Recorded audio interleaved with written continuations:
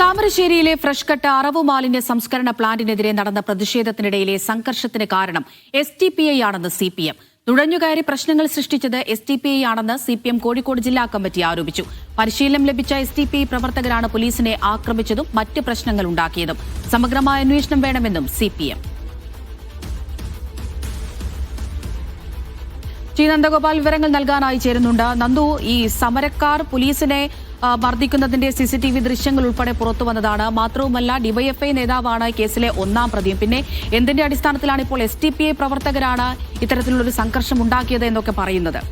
വളരെ ഗുരുതരമായ ഒരു ആരോപണമാണ് CPMന്റെ ഭാഗത്തു നിന്നും വന്നിട്ടുള്ളത്. നേരത്തെ തന്നെ ഇന്നലെ വലിയ രീതിയിലുള്ള സംഘർഷമാണ് താമരശ്ശേരിയിൽ ഫ്രഷ് കട്ട് അറവ് മാലിന്യ സംസ്കരണത്തിനെതിരെ നടന്നത്. അതിൽ നിരവധി ആളുകൾക്ക് പരിക്കേൽക്കുകയും പോലീസ് ഉദ്യോഗസ്ഥർക്ക് വരെ പരിക്കേൽക്കുകയും ചെയ്തിരുന്നു. നിരവധി ആളുകൾക്കെതിരെ കേസെടുക്കുകയും ചെയ്തു. ഇതിനിടെയാണ് ഇപ്പോൾ CPM കോഴിക്കോട് ജില്ലാ സെക്രട്ടേറിയറ്റ് ഇത്തരത്തിലൊരു പ്രസ് റിലീസ് പുറത്തിറക്കിയിരിക്കുന്നത്. അതിൽ അവർ പറയുന്നത് സാധാരണക്കാരായ ജനങ്ങളെ മുൻനിർത്തിക്കൊണ്ട് SDPI ആണ് ഇത്തരത്തിലൊരു ആക്രമണം അഴിച്ചുവിട്ടത്.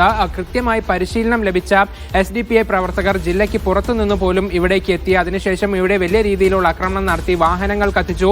പോലീസ് ഉദ്യോഗസ്ഥർക്കെതിരെ വരെ വലിയ തോതിലുള്ള ആക്രമണം ഈ SDPI പ്രവർത്തകർ നടത്തി എന്നുള്ളതാണ് CPM ഇപ്പോൾ ചൂണ്ടിക്കാട്ടുന്ന പ്രധാനപ്പെട്ട കാര്യം. പക്ഷേ എന്തടിസ്ഥാനത്തിലാണ് CPM ഇങ്ങനെ ഒരു ആരോപണം ഉന്നയിക്കുന്നത് എന്ന കാര്യത്തിൽ ഇപ്പോഴും ഒരു വ്യക്തതയില്ല. നിലവിൽ നിരവധി ആളുകൾക്കെതിരെ കേസെടുക്കുകയും ചെയ്തിട്ടുണ്ട്. പക്ഷേ പോലീസിന്റെ ഭാഗത്തു നിന്നും ഈ കാര്യത്തിൽ വ്യക്തമായ ഒരു വിശദീകരണം ഇതുവരെ ലഭിച്ചിട്ടുമില്ല. പക്ഷേ ആ ഘട്ടത്തിലാണ് CPM SDPIക്കെതിരെ ഇത്തരത്തിലൊരു ആരോപണം നിലവിൽ ഉന്നയിച്ചിട്ടുള്ളത്. ശരി, നന്ദഗോപാലാണ് വിവരങ്ങൾ നൽകിയത്.